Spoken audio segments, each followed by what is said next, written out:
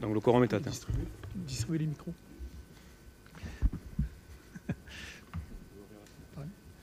Voilà, donc la séance est ouverte.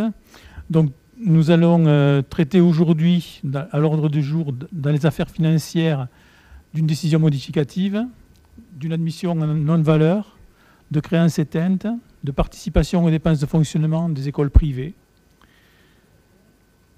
de la modification du règlement intérieur des garderies, de la modification du règlement intérieur de la restauration scolaire, du règlement interne de la commande publique, de la convention de passage ville Eneo pour un raccordement électrique, la convention de Fourrière, la création d'une commission ad hoc pour le règlement de voirie, le remboursement des frais d'un appareil auditif à un agent, la création d'un emploi d'études stratégiques et prospectives, et enfin, je ferai le compte-rendu de la requalification du cœur de ville concernant donc la réalisation de 2 sanitaires publics. Alors tout d'abord, nous allons procéder à la désignation du secrétaire de séance. Je propose que M. Schultes, comme les séances précédentes. Y a-t-il des remarques? Non. Bon, ben nous allons donc passer maintenant à l'approbation du procès-verbal du 26 mai. Voilà. Des questions sur ce procès-verbal? Monsieur le maire, pas sur le procès-verbal, mais sur l'ordre du jour. Il y a une question, une actualité qui agite les esprits actuellement, c'est l'organisation des fêtes de Saint-Privat. J'aimerais qu'on puisse avoir ce soir un petit point sur ce qui est en train de se passer et d'avoir les éléments qui permettent d'éclairer la réflexion qu'on peut avoir sur ce sujet. Merci. Nous allons d'abord traiter le conseil municipal, ensuite nous aborderons cette question-là. Donc on continue donc sur l'approbation du procès-verbal. Pas de questions à ce sujet. Donc nous passons au vote. Qui est contre? Qui s'abstient? Merci. Donc affaires financières, Madame Imbert. Alors nous allons traiter la première décision modificative du budget principal. Cette dernière enregistre 2 subventions d'investissement concernant la désimperméabilisation du parvis de l'hôtel de ville et l'aménagement des jardins du Cérou pour un montant de 187 986 €. La ville devrait recevoir courant septembre une nouvelle notification du FEDER à hauteur de 1 million d'euros pour les jardins du Cérou. Ces nouvelles recettes ont permis de rajuster des comptes budgétaires existants en dépenses telles que l'acquisition du matériel informatique, de matériel pour le centre culturel, l'aménagement de la place de la Libération, le remplacement du préau de l'école maternelle Jean-Baptiste Calvignac, ainsi que la mise en place de climatiseurs supplémentaires au niveau des parties communes pour la résidence du Bosc, le remplacement de menuiseries au niveau du bâtiment de la tour de Ciron au 1er étage. Donc, en recette de fonctionnement, pour 75 380 € est enregistré au niveau de la DSU. Cette dernière inscription budgétaire permet de financer la contribution à la SPA pour l'année 2024 et 2025 et de rembourser la mise à disposition d'un agent de l'EHPAD à la ville de Carmaux. Ensuite, il y a une provision pour du chauffage. Voilà. Donc, qui a des questions? Personne? Dans l'aménagement de la place Libération et parvis d'hôtel de ville, on voit qu'on ajoute ici 95 000 €. Qu'est-ce qui justifie ce montant? Rien ne le justifie. Tout simplement, on a reçu des aides, des subventions. Donc budgétairement, donc, on doit les inscrire. Donc on les inscrit sur certaines lignes, mais aujourd'hui, on n'a pas de dépenses supplémentaires. On les met au cas où. Voilà, donc c'est tout simplement une provision qu'on a sur ces lignes-là. Voilà. Au cas où, ça veut dire que ça sera consommé si besoin, sans que ça repasse par le conseil municipal. Ça sera consommé si besoin, et voilà. Et peut-être. Donc c'est potentiellement un surcoût de 95 000 €. Non. Pas forcément. Non, ça sera peut-être même que les coûts initiaux qui étaient sur cette ligne-là ne seront peut-être même pas atteints. Voilà, donc c'est... mais qui peuvent être atteints. Ils peuvent être atteints. Puisqu'on vous autorise là à les dépenser. Voilà. Mais ça ne... C'est pas parce que des éléments, et ça j'ai déjà expliqué à plusieurs fois, c'est pas parce qu'on a sur des lignes budgétaires des montants d'inscrits qu'on les dépense et qu'on va les dépenser. Donc voilà, ils sont là au cas où, tout simplement. Et il faut bien que quand on a des sommes qui nous sont reversées par des subventions, il faut bien qu'on les inscrive sur des lignes quelque part. Et où qu'on les mette, vous êtes à même de dire, eh ben, vous allez les dépenser. Non, on ne va pas les dépenser. On les met sur ces lignes en provision, en attente, pour éventuellement qu'elles nous servent, mais peut-être elles ne serviront pas pour ça. On aura besoin peut-être pour autre chose. Ben, ça serait peut-être mieux de l'inscrire sur les écoles, par exemple, pour permettre un aménagement pour rafraîchir les bâtiments. C'est une question d'actualité, plutôt que de les inscrire sur l'aménagement des places. Au niveau des écoles, aujourd'hui, nous n'avons pas de manque de financement. Voilà, donc on a des budgets qui sont alloués. Et qui, en tout cas, il y a un manque d'aménagement de travaux, puisqu'il fait très chaud dans ces bâtiments-là, notamment celui qui n'est pas loin d'ici, l'école Jean Jaurès, qui souffre terriblement. Comme dans toutes les écoles, comme partout. Toutes les autres écoles. Voilà, comme dans toutes les écoles, à Carmaux et en France. Donc, et ces problèmes de chaleur ne sont pas spécifiques à la ville de Carmaux et à la gestion de la ville de Carmaux. Ils sont généraux.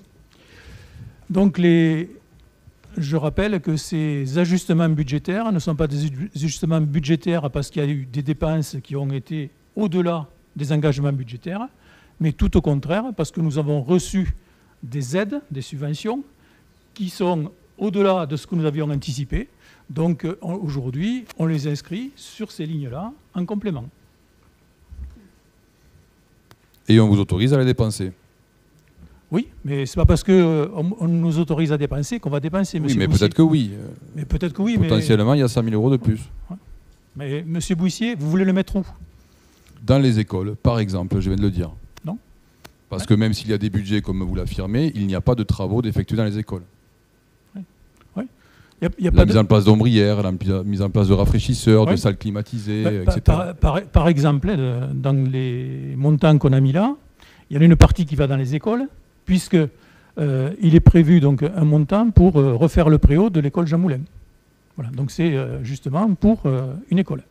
Donc ça n'apparaît pas clairement dans le texte, mais il y a l'affectation en termes de dépenses et d'investissement sur la ligne travaux divers écoles. Oui. Donc on avait déjà 40 000 euros, on en rajoute 24. Voilà, donc on n'a pas oublié les écoles. On aurait pu en rajouter 120. Ouais. Oui, c'est ça. Oui. C'est tout. Voilà. Bon, et alors que ce genre de choses, monsieur Bouissier, c'est que quand on fait des travaux dans les écoles, ces travaux-là sont subventionnables. Et ça s'anticipe. Donc ces travaux-là, on va aller chercher des subventions. Et donc, quand on rentrera les subventions correspondantes, on les inscrira aussi. Voilà, donc c'est ce qui va se passer.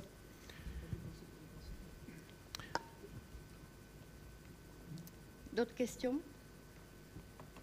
Nous allons passer au vote. Oui. Qui vote contre? Oui. Qui s'abstient? Ah, pardon. Qui s'abstient? C'est-à-dire, chaque fois, c'est pour deux. Tu mets ça? Oui, oui. Oui.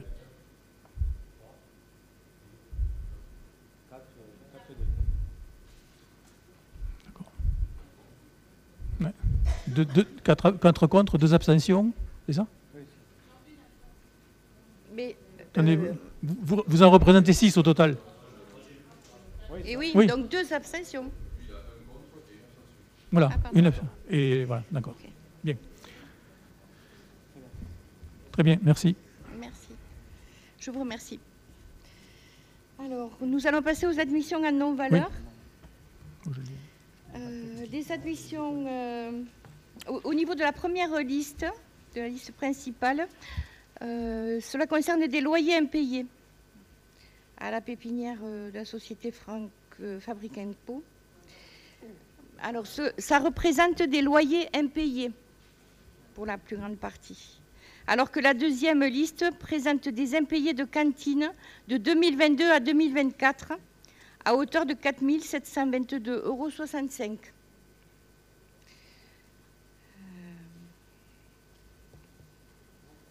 Il a été demandé au conseil municipal. Comment 4000. Moi, j'ai 4700. 4855. D'accord, ah oui, 4865, pardon. 4855,65, voilà. Donc, les familles ont des dettes. Les familles qui ont des dettes ne disposent pas de demande d'aide parfois, ce qui, alors qu'elles pourraient faire des demandes au CCAS, et ce qui justifie ce montant-là. Donc, voilà. Y a-t-il des questions? On ne peut pas le tirer davantage. Y a-t-il des questions? C'est bon, il marche. Je prendrai le micro. Non, je reviens par rapport aux cantines, là. Alors Oui. qu'ils devraient, à chaque fois, c'est précisé, est-ce que vous les informez qu'ils ont droit à demander des aides Mais oui, au CCAS? mais oui, Oui. c'est fait. Bon, parce que c'est vrai qu'à chaque fois on le dit, mais on a l'impression qu'il n'y a rien Ah non, que les non, familles ne font non, non. rien finalement. La communication est faite. Hein. La communication Y a est pas de faite. problème. Mais bien sûr. D'accord. Bien sûr.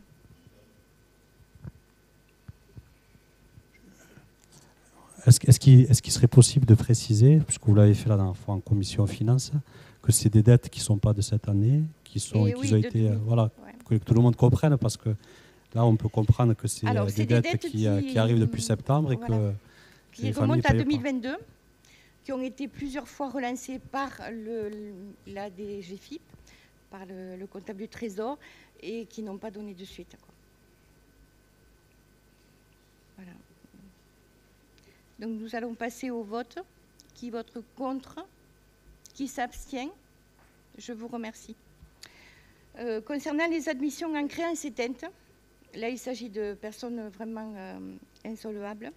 Il y en a pour 572,50 €. Ce sont aussi des produits de cantine scolaire et bien sûr anciens aussi. Les débiteurs ont été relancés plusieurs fois et cela n'a rien donné. De toute façon, ils sont dans une insolvabilité à ce jour. Voilà. Pardon. Il y a une erreur sur la délib, là, vous avez, c'est pas 572, mais c'est 572,50. Voilà, donc il y a une erreur de 50 centimes. Ah d'accord. Et moi, et je l'ai en plus. Oui, j'ai dit. Voilà. Donc nous allons passer au vote. Qui vote contre? Qui s'abstient? Je vous remercie.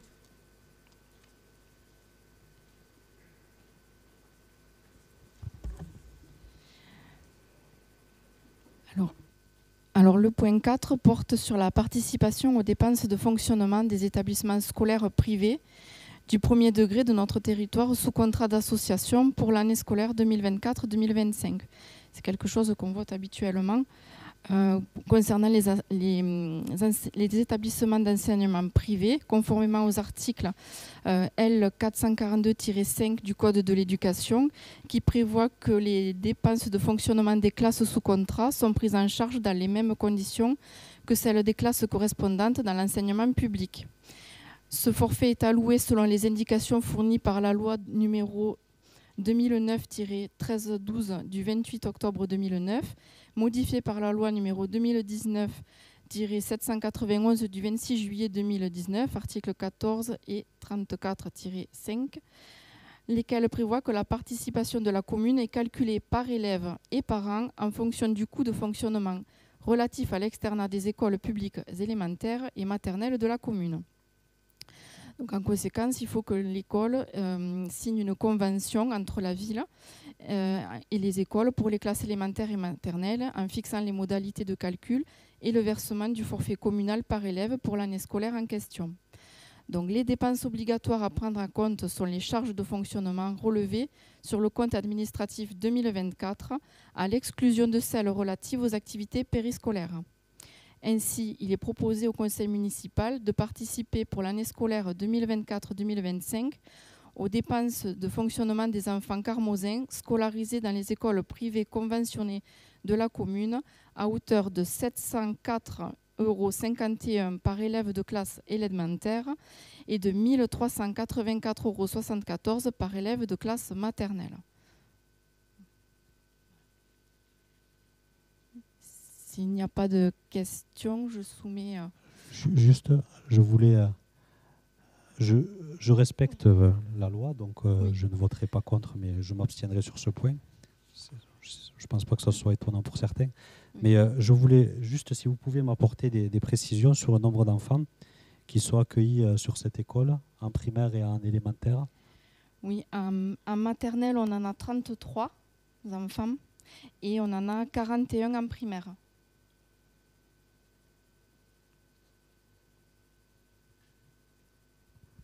Je crois qu'il y avait une augmentation chez les petits et par rapport à l'année d'avant et une diminution chez les grands, c'est ça? Oui, c'est pour ça que là, ça en tient compte. Hein. C'est ça, non?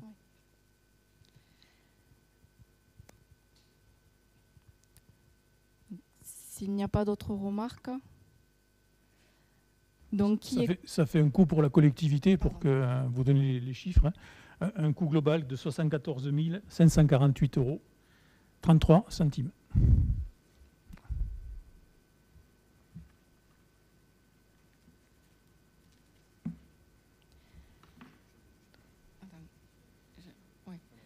Donc, s'il n'y a pas d'autres remarques, je le soumets à votre approbation.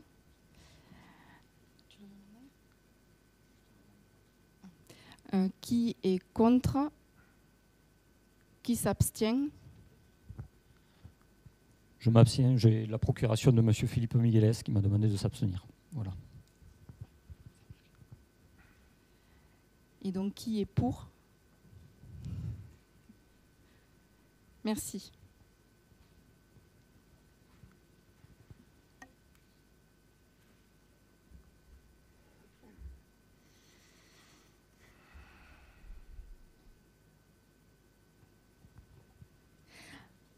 Alors, on va passer aux affaires générales avec le point 5, la modification du règlement intérieur des garderies, donc qui était dans les documents annexes que vous aviez. Alors, au niveau... Il est à l'écran. Qui est à l'écran aussi. Et la modification, c'est la partie rouge. Voilà. Le reste est identique à ce qui était précédemment. Voilà.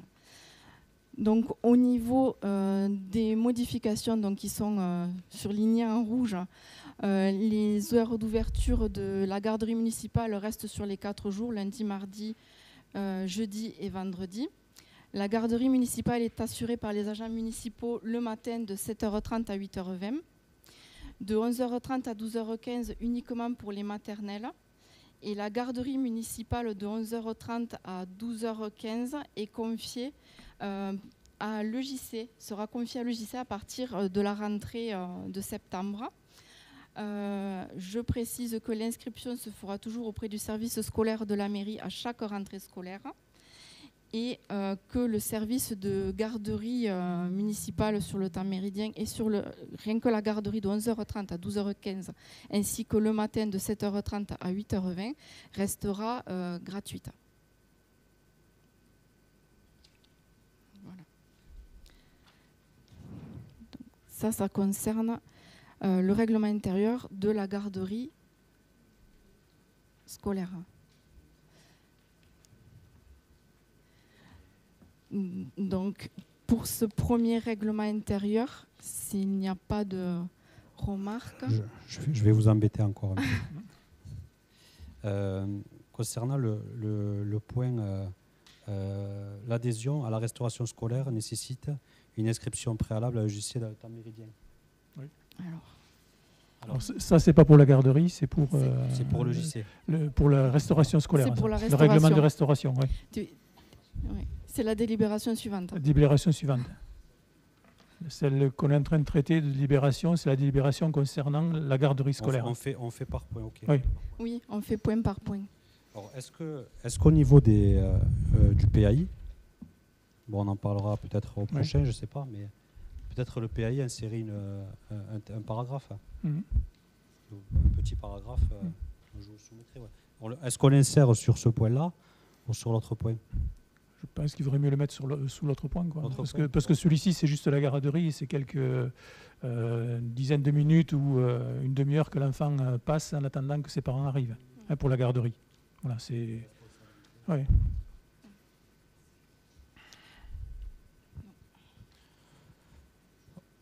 Je veux dire quelque chose sur ce point-là.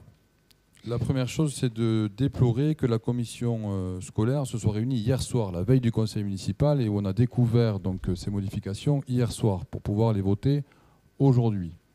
Je crois qu'on aurait pu anticiper pour avoir le temps de bien regarder ces choses-là et de bien consulter les principaux intéressés, ce qui n'a pas été le cas.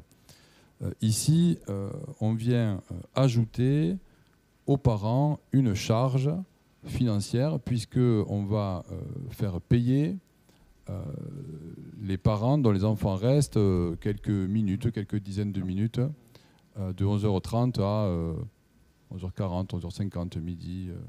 Non. Ah bon? Non. J'ai précisé dans la présentation qu'elle resterait gratuite. D'accord, ce n'était pas le cas hier soir. Voilà, quand on en a discuté. D'accord, donc c'est EJC qui prend en charge? Non. C'est la mairie qui prend en charge? La mairie compensera par la subvention qu'elle verse à l'EJC. Ce qui nous permet, en fait, aujourd'hui, c'est les personnels municipaux qui assurent la garderie, sauf qu'on se constate qu'il y a très peu d'enfants qui sont présents à la garderie. Ça, sur certaines écoles, c'est 1-2 enfants, et il y a un personnel municipal qui doit rester pendant quasiment 1 heure, donc, pour juste garder un nombre d'enfants très minime. Dans le même temps, il y a le JC où les animateurs sont présents. Donc, c'est les animateurs qui encadreront les enfants pendant cette durée-là. Ça nous évitera de mettre 3 personnels municipaux dans chacune, enfin, pour les 3 écoles pendant 1 heure, inutilement, puisqu'il y a très peu d'enfants. Et le JC, les animateurs JC étant présents, ils pourront assurer cet encadrement pendant les dizaines ou la demi-heure pendant laquelle les parents sortent du travail et viennent les récupérer. Et en contrepartie, la ville abondera en termes de subvention à l'EJC pour compenser en fait le travail supplémentaire effectué par l'EJC. Eh bien, c'est parfait, c'est ce que nous avons proposé hier soir en commission. Voilà. Merci. Vous remarquerez que c'est aussi ce qui était écrit dans le texte de ce qui vous a été envoyé. Non, mais d'accord, voilà. mais ce n'est pas ce qui a été abordé hier soir, il y a moins de 24 heures. Donc ça méritait quand même d'être éclairci pour qu'on sache vraiment de quoi on parle. Parce que quand on a 2 documents qui ne sont pas les mêmes et 2 discussions qui ne sont pas les mêmes à 24 heures d'intervalle, ce n'est pas évident. Voilà, donc on passe au vote. Oui. Alors pour ce premier point, qui est contre? Qui s'abstient? Je vous remercie. Alors, le point suivant, toujours aux affaires générales, porte sur le règlement intérieur de la restauration scolaire, puisque comme nous venons de voter le règlement intérieur de la garderie, nous devons aussi mettre à jour la restauration scolaire, en précisant, alors pareil, vous l'avez en rouge sur l'écran ou sur vos documents, que l'adhésion et la restauration à la restauration scolaire nécessite l'inscription préalable à l'EJC pour le temps méridien, et l'EJC prend en charge les enfants pour les animations sur le temps méridien dès la grande section. Donc la prestation est payante puisque c'est sur le temps de cantine. Et l'encadrement aussi au paragraphe article 9, l'encadrement à la cantine sur le temps méridien, l'EJC prend en charge les enfants dès la grande section. La prestation est donc payante. Voilà, donc ça c'est les modifications qui ont été apportées sur le texte précédent. Voilà, c'est juste la mise à jour du règlement par rapport à la décision prise précédemment.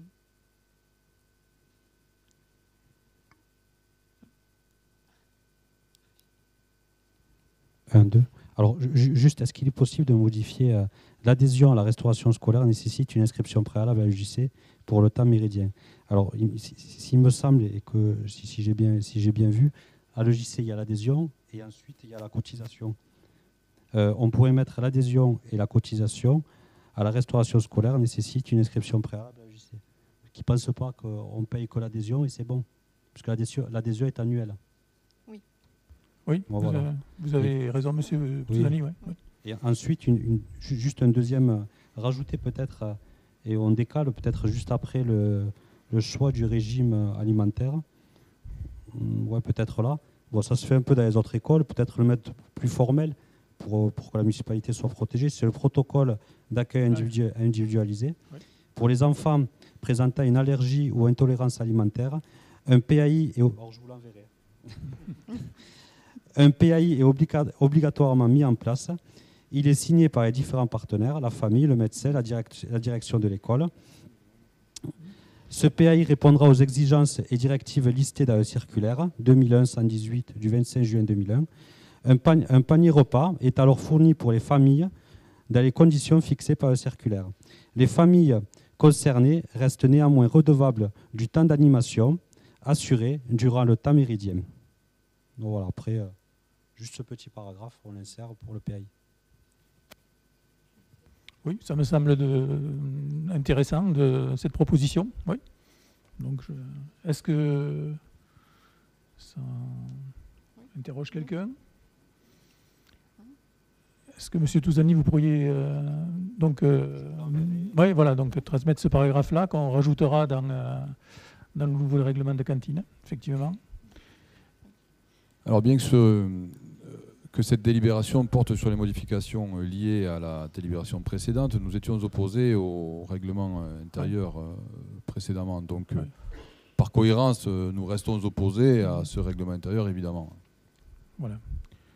Donc ces modifications de règlement intérieur que nous apportons, c'est là pour assurer la sécurité des enfants en particulier, parce que nous sommes confrontés souvent à des familles qui laissent les enfants sans qu'on ait aucune information sur les enfants en termes de régime alimentaire, en termes de risques. Et donc on se retrouve donc avec des enfants à faire manger, parfois, sans qu'on sache les dangers que l'enfant peut avoir à subir. Donc il est nécessaire, donc on a été obligé de renforcer un petit peu la réglementation pour une de ces raisons. Deuxième raison, c'est que le JC, et c'est pour ça qu'on demande aussi une inscription préalable à l'EJC et être à jour des paiements, parce qu'il y a aussi des familles qui ne paient pas le JC. Et elles mangent à la cantine, et ensuite, elles ne paient pas le JC par la suite. Et le JC, ça leur met de grosses difficultés financières. Et ces grosses difficultés financières, pour eux, c'est difficile d'aller chercher l'argent. Et donc, pour aider le JC en fait, à recouvrer les sommes qui leur sont dues, nous avons ajouté cette petite partie du texte dans le règlement de cantine.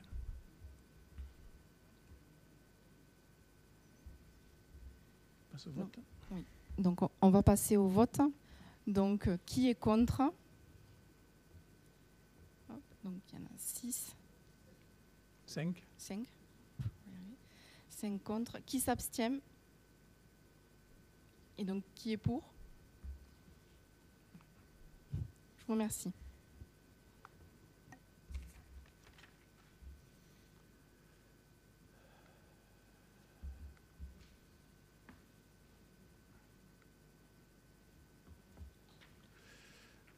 Donc, ça va être à moi. Règlement interne de la commande publique.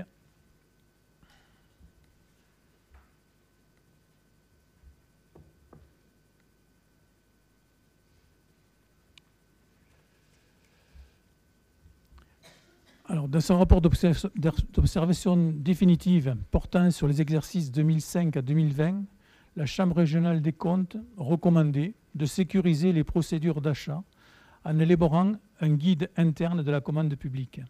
Recommandation numéro 5.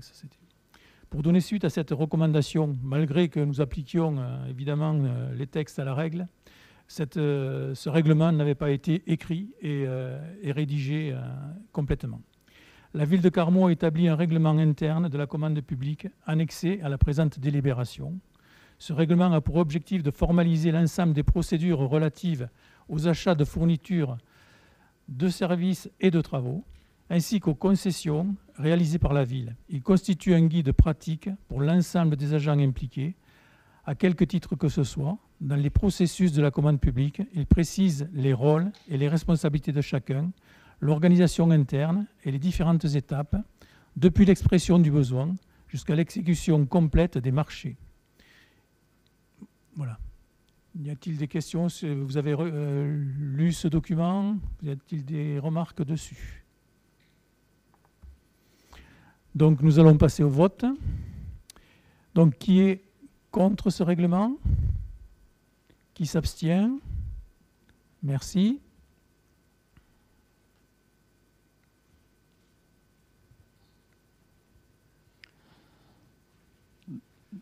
Nous passons donc à la convention de passage ville-Eneo.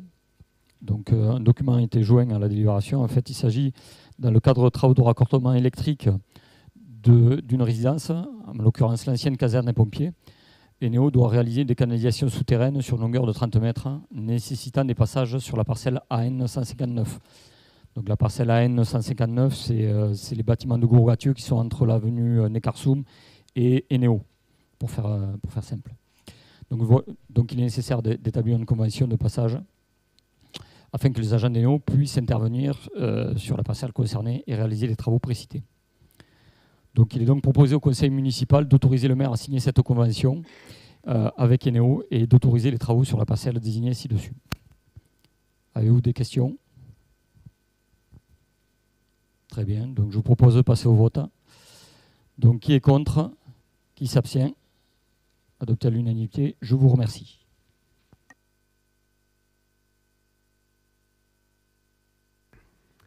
Nous allons passer donc au point 9, donc convention fourrière automobile. Vous avez le document qui est joint. Donc la convention de délégation de services publics, s'appelle une DSP, entre la ville de Carmaux et le garage Castagnier, est arrivée à expiration le 14 mars 2023. Il convient de relancer une procédure de DSP.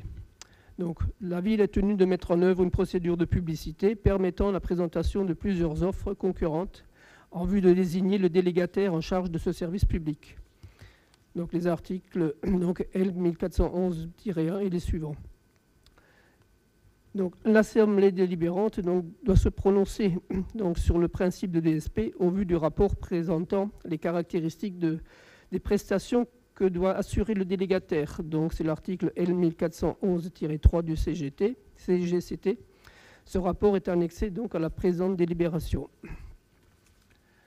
Donc, la commission consultative des services publics locaux s'est réunie le 23 juin 2025, a été consultée sur le projet de DSP de la fourrière automobile.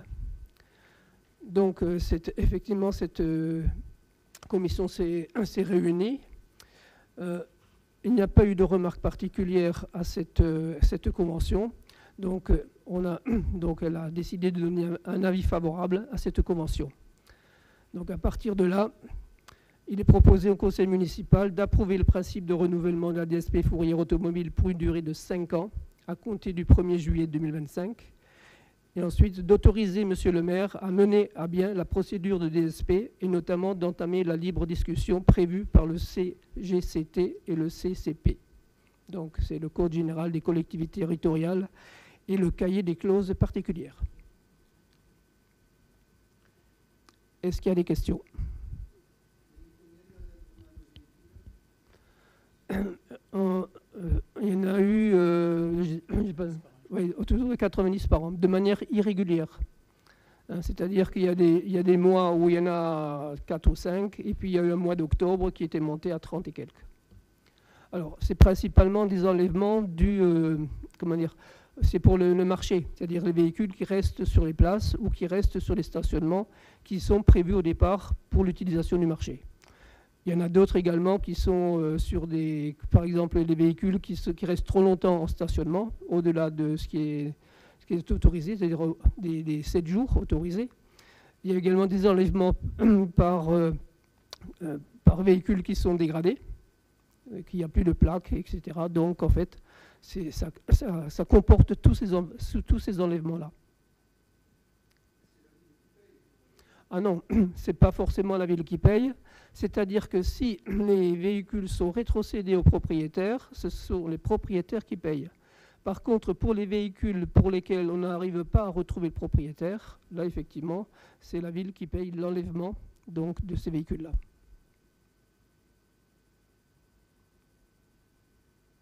D'autres questions? On va passer au vote. Qui est contre? Qui s'abstient? Merci. On va passer au point 10. Donc, la création d'une commission ad hoc chargée d'émettre un avis sur le projet de règlement de voirie. Donc, la ville de Carmaux souhaite se doter d'un règlement de voirie qui a pour objet, en application des dispositifs législatifs et réglementaires en vigueur, de définir des dispositions administratives et techniques applicables aux interventions sur le domaine public et le domaine privé ouvert à la circulation publique et relevant de ses compétences. Donc, la procédure d'élaboration d'un règlement de voirie prévue aux articles L 141-11 et R 141-14 du Code de la voirie routière nécessite la mise en place d'une commission ad hoc devant émettre un avis sur le projet de règlement de voirie, préalablement à son adoption par le conseil municipal. Donc, la commission sera composée donc comme suit. Le président, c'est monsieur le maire ou son représentant en cas d'absence ou d'empêchement. Des membres de la commission espace public, qui est déjà définie, et des représentants des affectataires, des permissionnaires, des concessionnaires et autres occupants de droit des voies communautaires. Communales. Excusez-moi, c'est les voies communales. Donc, en gros, c'est les permissionnaires concessionnaires, c'est OIA, Enedis, France Télécom, le pôle des eaux, etc. Donc, la commission devra se réunir pour la présentation du projet du règlement de voirie et émettre un avis. Si cet avis n'appelle pas d'observation particulière, il sera réputé favorable et les travaux de la commission seront considérés comme achevés. Dans le cas contraire, la commission ad hoc devra se réunir et apporter des modifications jusqu'à ce qu'elle se prononce sur un projet définitif. Le projet de règlement de voirie pourra être soumis à l'approbation du conseil municipal. Donc, il est proposé au conseil municipal d'approuver la création d'une commission ad hoc chargée d'émettre un avis sur le projet de règlement de voirie. Est-ce qu'il y a des questions à ce propos?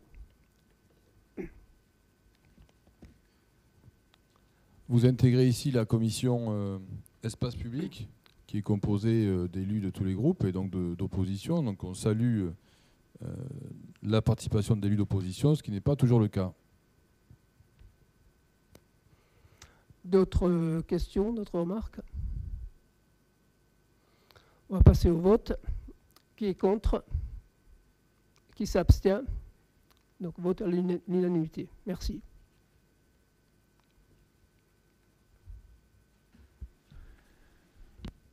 Remboursement des frais d'un appareil auditif à un agent.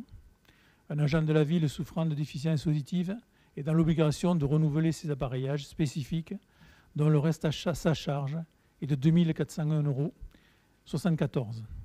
Le Fonds pour l'insertion des personnes handicapées dans la fonction publique intervient directement en versant dans le cadre des aides techniques à la compensation du handicap une participation de 1 700 €. Cette aide étant versée à l'employeur, elle a été versée à la commune. Il est proposé au conseil municipal d'autoriser monsieur le maire à procéder au remboursement de la participation de 1 700 € à l'agent concerné par cette mesure. Voilà, donc c'est de l'argent qui transite seulement par les services municipaux pour aller à l'agent ensuite. Des remarques?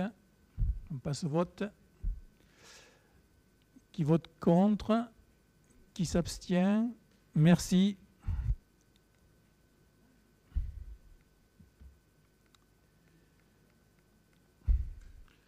Création d'un emploi permanent de chargé d'études stratégiques et de prospective. Les besoins du service nécessitent la création d'un emploi permanent de chargé d'études stratégiques et de prospective. Donc ceci est fait vu l'avis du comité technique territorial du 18 novembre 2020. Donc le CST s'était prononcé pour créer ce poste-là, approuvant le projet de réorganisation de l'organigramme des services avec notamment la création du poste de chargé d'études stratégiques et de prospective.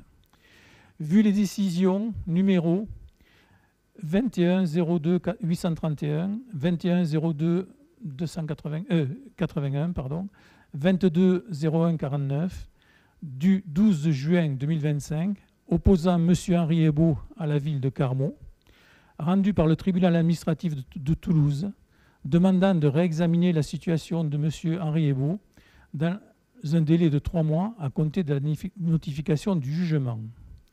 Donc le jugement a eu lieu. Donc M. Hébault a été débouté sur quasiment tous les points sur lesquels il a attaqué la commune. Et à l'examen des documents, le tribunal a estimé que le poste de l'emploi de chargé d'études stratégiques, il aurait dû être vu en conseil municipal et voté en conseil municipal, ce qui n'a pas été fait. Donc on nous demande de mettre ça à jour par le vote que nous allons faire aujourd'hui.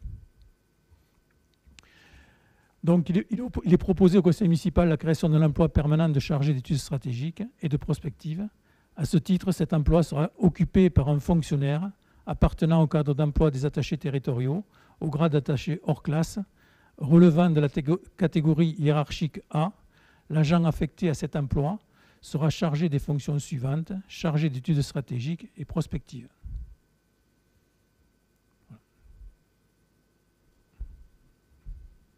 Bon, monsieur le maire, vous avez répondu à certaines interrogations, puisque quand on voit une délibération du 18 novembre, que le comité technique a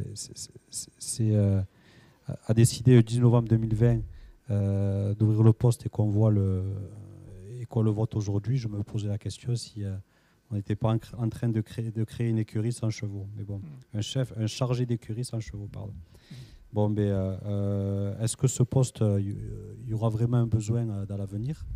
Bon, on le vote, mais dans les missions qui vont être confiées. Ce poste, effectivement, il correspondrait à un besoin pour la collectivité. C'est ce qu'on avait imaginé dès 2020, d'ailleurs. Hein, donc, c'était un réel besoin. Sauf que ce poste n'a jamais pu être occupé par la personne en question, parce que cette personne donc, avait des difficultés médicales donc, qui ne lui ont pas permis d'occuper ce poste-là. C'est toujours le cas aujourd'hui. Mais on prépare éventuellement son retour un jour dans la collectivité. Donc, c'est juste dans cette hypothèse-là que ce poste est mis au vote aujourd'hui. Cet emploi, pardon. Cet emploi, actuellement, il est occupé par quelqu'un ou personne? Cet emploi, aujourd'hui, il est réparti sur plusieurs personnes. Voilà.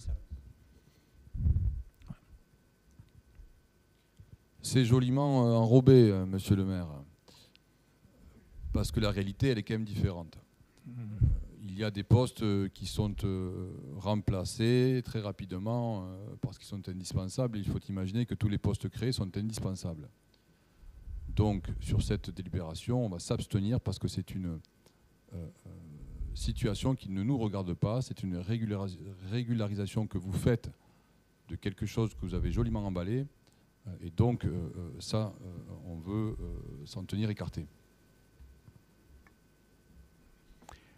Je vous informerai que, par exemple, au niveau de la collectivité, notre collectivité, la commune de Carmaux, jamais, si ce n'est les postes de DGS, n'ont été passés en conseil municipal pour mettre en place les emplois. Là, en fait, c'était un mouvement interne au sein de la collectivité, donc ce n'était pas un nouvel emploi qui était créé, donc il n'y avait pas de nouveau poste créé au sein de la collectivité, et donc c'était juste un transfert d'emploi. Et ça, c'est quelque chose qui ne se faisait pas au sein de la collectivité, et ce qui ne se faisait pas non plus au sein de très nombreuses collectivités. Donc beaucoup de gens, quand on a eu la délibération du juge, en fait, ont été surprises de cela, et on a trouvé effectivement des jurisprudences allant dans ce sens-là.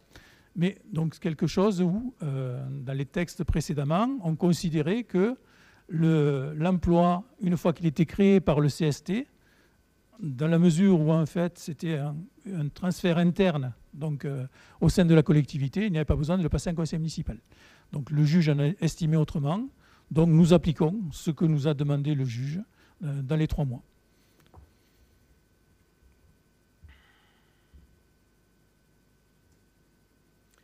Pas d'autres questions? Nous allons passer au vote. Qui est contre la création de ce poste? Qui s'abstient? Monsieur Touzani, c'est 2 fois, oui, d'accord. Donc 6, voilà. Qui est pour? Donc voilà. Donc tout le reste. Merci.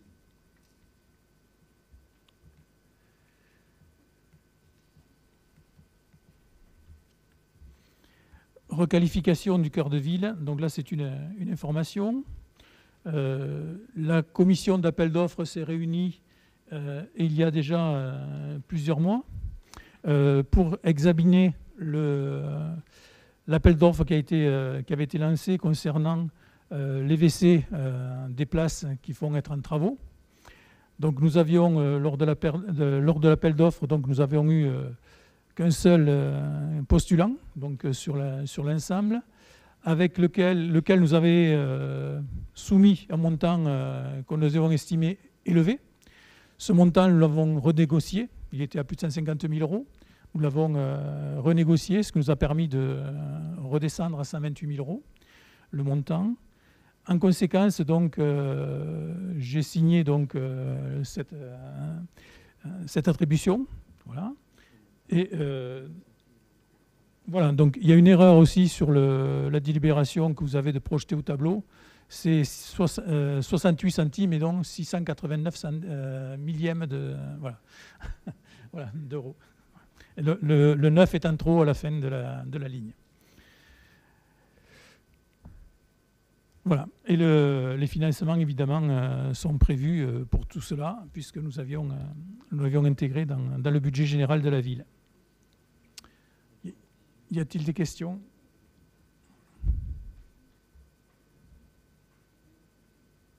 Pas de questions. Nous passons au vote. Ah oui, c'est vrai, c'est une information. Donc maintenant, concernant oui, les questions diverses. Alors tout à l'heure, Monsieur Bouissier, vous m'avez interrogé sur les écoles. Donc les écoles, effectivement, c'est quelque chose qui est, avec la chaleur, c'est quelque chose qui est préoccupant. Nous avons, depuis quelques années, travaillé à limiter l'exposition solaire des classes. Nous avons mis des volets. Nous avons, et encore cet été, nous allons isoler l'extérieur de l'école maternelle Jean Moulin. Il s'avère que, vu les températures que nous avons aujourd'hui, nous avons fait des relevés de température dans les classes. Donc les températures relevées étaient de plus de 30 degrés quasiment dans toutes les classes.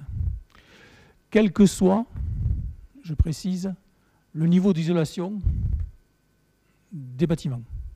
C'est-à-dire qu'on soit des bâtiments isolés, qu'on soit avec des bâtiments avec des volets ou sans volets, l'écart de température n'était pas si important que ça dans les classes. Donc il faut envisager d'aller plus loin et plus fort pour que les enfants soient dans de bonnes conditions. Et les enseignants, évidemment. Pour cela, ce matin, j'ai réuni le directeur général des services et les services techniques pour étudier l'opportunité et la faisabilité de climatiser l'ensemble des classes des écoles. Donc c'est quelque chose sur lequel aujourd'hui une mission est donnée donc, aux services techniques pour que très rapidement nous puissions climatiser l'ensemble des écoles, des classes des écoles. C'est quelque chose que nous avons déjà fait pour les gens les plus fragiles. On a commencé par l'EHPAD. L'EHPAD était climatisé partiellement. Nous avons, ces dernières années, nous avons renforcé la climatisation donc, dans les parties communes. Nous avons installé des climatisations dans les étages, dans les couloirs, pour rafraîchir l'ensemble des chambres. Donc il y a tout un travail qui a été fait au niveau de l'EHPAD. Nous allons mener le même pour les écoles. Ça devient nécessaire aujourd'hui, vu l'évolution du climat. Parce que pour que les enfants puissent bien travailler, bien apprendre, ils doivent être dans des conditions favorables et en particulier avoir des températures bien adaptées.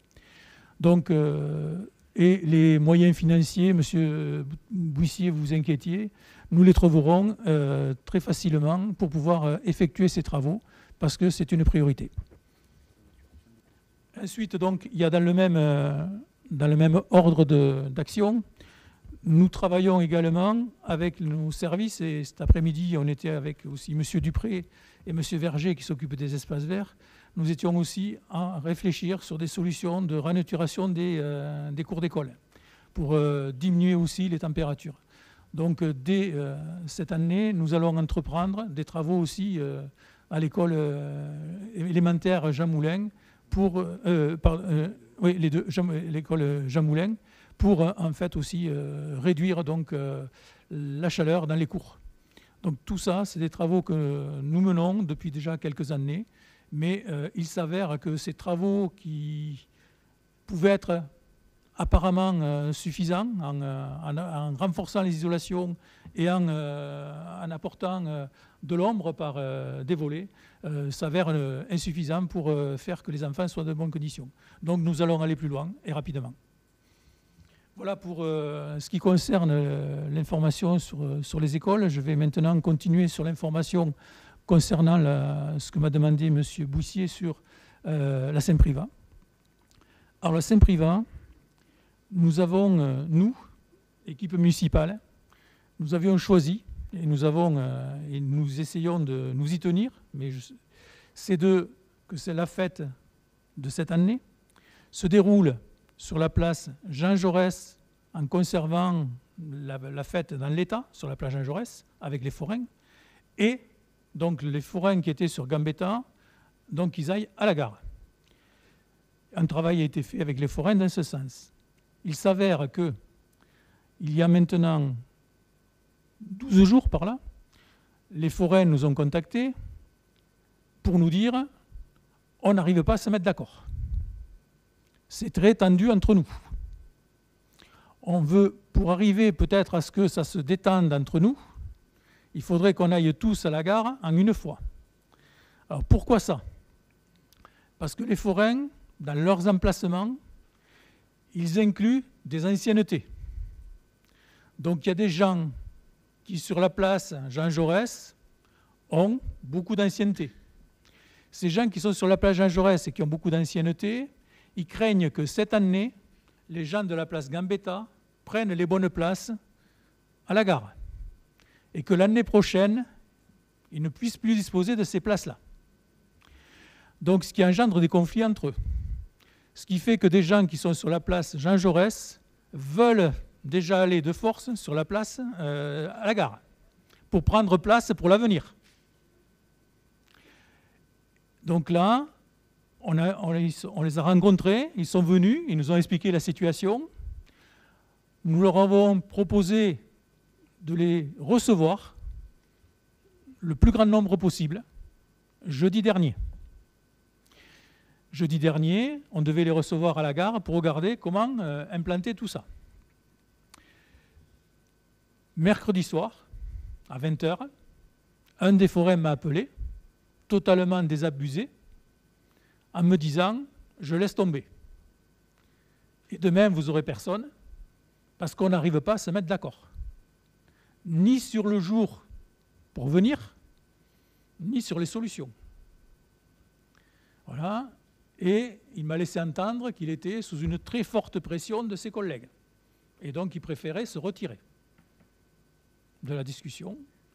Le lendemain, j'ai contacté un autre forain que j'ai pu avoir, qu'on avait reçu.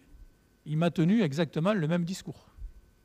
Voilà. Donc, ils avaient peur, voilà, de s'engager. J'ai contacté donc, dans la foulée, le responsable de l'association des forains pour échanger avec lui à ce sujet. Il ne m'a pas répondu. J'ai réussi à l'avoir lundi. Donc, c'est récent, hier. J'ai réussi à l'avoir hier matin. Hier matin, pareil, il me dit qu'il n'arrive pas à tirer, en fait, quelque part, une majorité dans un sens ou dans un autre. Et tout le monde est dans les menaces, aussi bien dans des menaces d'installation sauvage, ici ou là, mais aussi dans des menaces des uns envers les autres. Voilà, en termes de forains. Le président, donc le responsable de l'association, m'a dit qu'il allait me contacter d'ici la fin de cette semaine pour me proposer la semaine prochaine une date de rencontre pour voir comment on s'organise. Voilà. Aujourd'hui, on en est là. On est dans une grande difficulté, en fait, à arriver à faire que les gens s'entendent. Et on est dans des rapports de force. Voilà. Donc c'est compliqué. Donc ce qui fait que ça a des conséquences sur nous, sur l'organisation, ça a des conséquences sur les bodega, ça a des conséquences en fait sur tout. Donc ce qui fait que nous, en termes de collectivité, on travaille sur les deux solutions. Aujourd'hui, on travaille sur la solution où tous les forains seraient à la gare, et on travaille sur la solution où on aurait, comme on le souhaitait au départ, et la place Jean Jaurès et la gare. Donc voilà pour ça. Ensuite de cela, ça engendre évidemment des difficultés aussi pour les bodegas, puisque si la fête foraine est toute à la gare, ça veut dire qu'il y a des bodegas qui seront excentrés par rapport en fait à cette fête. On a reçu hier les bodegas pour échanger aussi là-dessus, parce que c'était dans notre planning, on avait eu une première discussion donc avec les forains, on avait prévu donc une réunion le jeudi, et donc on s'est dit le jeudi il devrait sortir quelque chose, et le lundi suivant on réunit les bodegas pour leur apporter la solution et ce qui va se faire. Hélas, lors de la réunion d'hier soir, on n'a pas pu leur apporter de solutions, parce qu'en fait, aujourd'hui, on ne les a pas. Donc, ces solutions.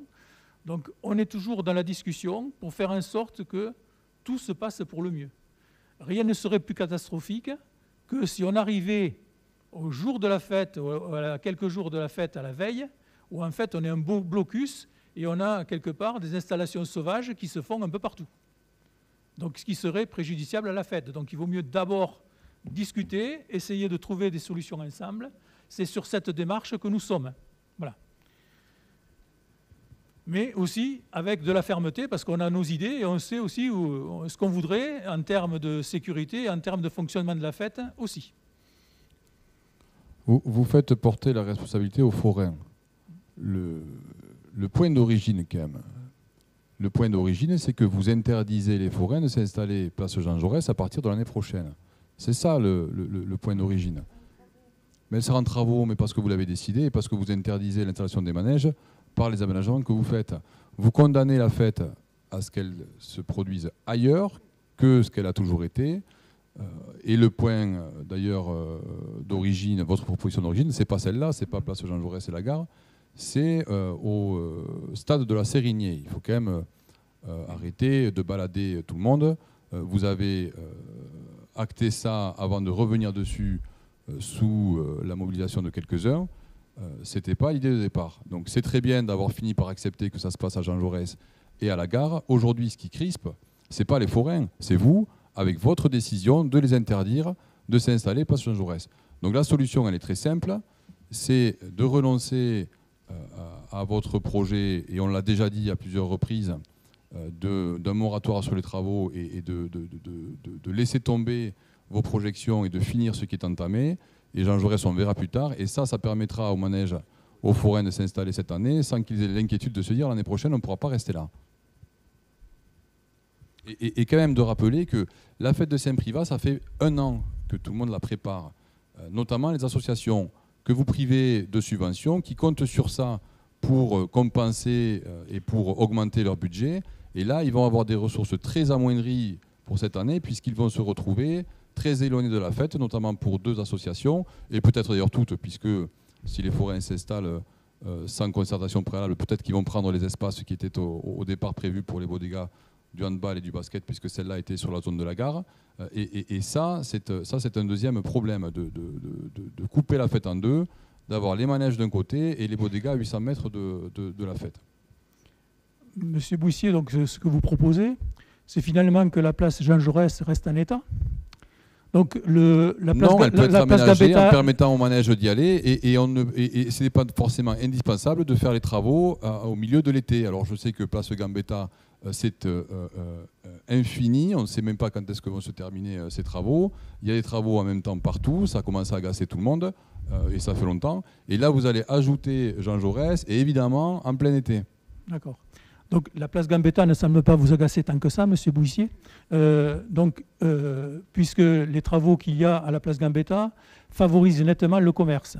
Donc il me semble nettement, je ne crois pas, non. Vous ne le voyez pas, moi je... Bon, tout le monde l'a bien identifié. Donc la place Gambetta, aujourd'hui, il y a un premier commerce qui a été repris.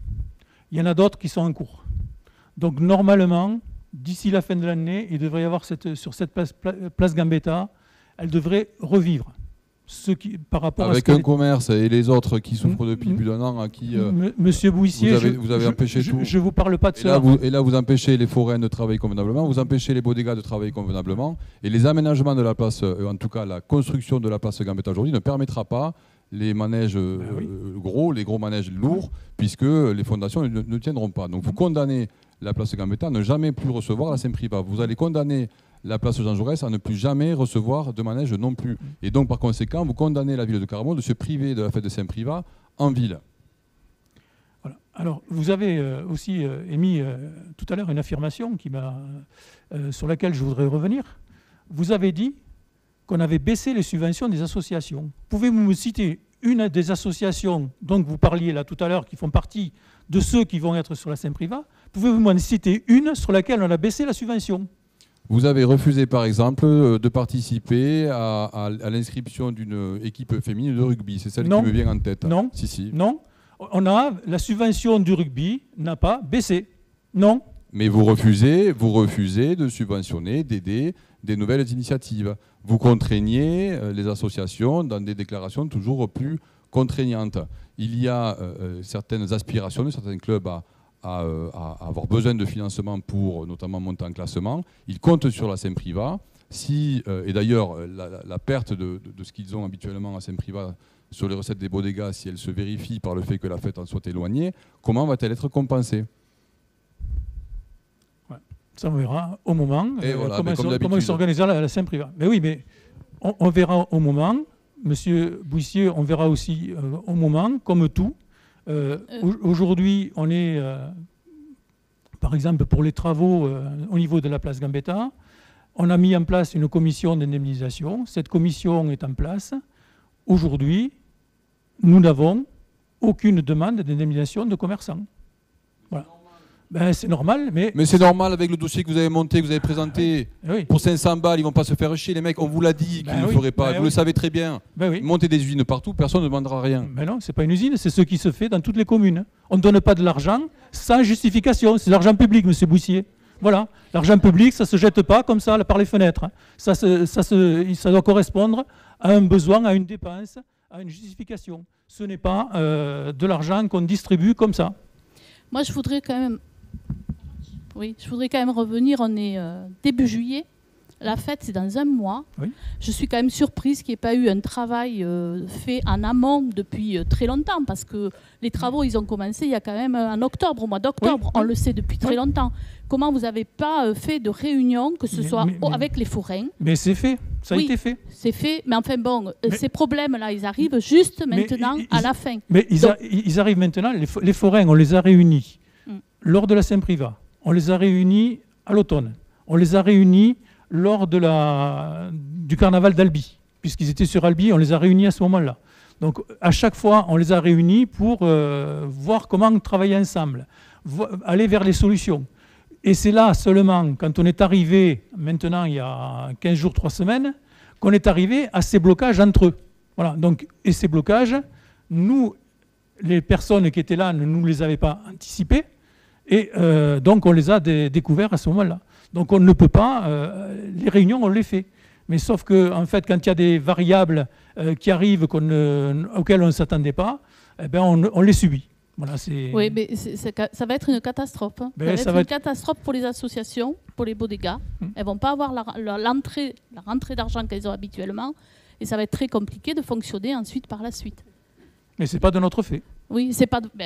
C'est jamais de votre faute, monsieur Bouissier. Mais non, c'est jamais. Mais oui, mais si, il y a quand même une part. Vous avez quand même une part de responsabilité dans les échanges que vous avez eus. Vous auriez dû avoir des garanties.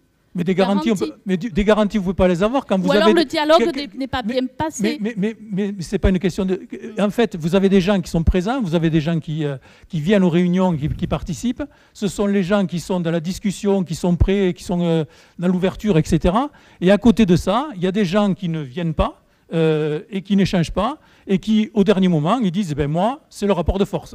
Voilà. Et c'est le rapport de force aussi bien avec la collectivité qu'avec aussi les autres forains. Ça a toujours été difficile avec eux, effectivement. Mais avant, il y avait quand même un échange entre le maire, le vice-président en charge des festivités. Il y avait un travail qui était fait en amont, mais bien en amont. Mais le travail, il est fait. Le travail, il est fait. Voilà. Ça vous arrange bien, ça vous arrange bien. Madame Courveille, je peux vous assurer qu'il y a eu des réunions de fait, que le maire a été très clair à chaque fois. Effectivement, les forains se sont prononcés d'abord dans un premier temps sur Jean Jaurès avec la gare. Et effectivement, il y a eu un retournement de situation qui s'est fait il y a une quinzaine de jours où nous avons également été devant le fait accompli. Et maintenant, il va falloir trouver des solutions justement par l'écoute, par l'entente et puis par la discussion. Mais l'hypothèse existait depuis le début, l'hypothèse où les forains disaient, quitte à se réorganiser, autant le faire d'emblée pour ne pas y revenir l'année prochaine. Depuis le début, elle existe cette hypothèse. Arrêtez de nier les réalités. Et la finalité de cette histoire, c'est que ça vous arrange bien parce que cette fête, vous ne la vouliez plus en ville. Et c'est la troisième fois, c'est le troisième schéma qu'on a depuis que vous vous préoccupez de ça.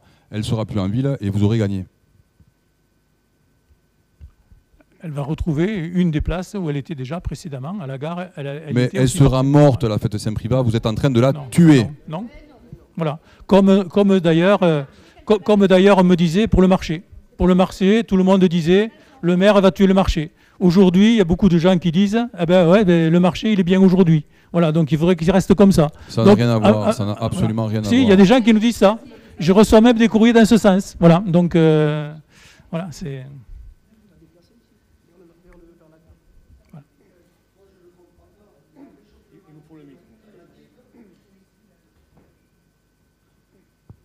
Il y a un réchauffement climatique, il fallait faire quelque chose sur les places.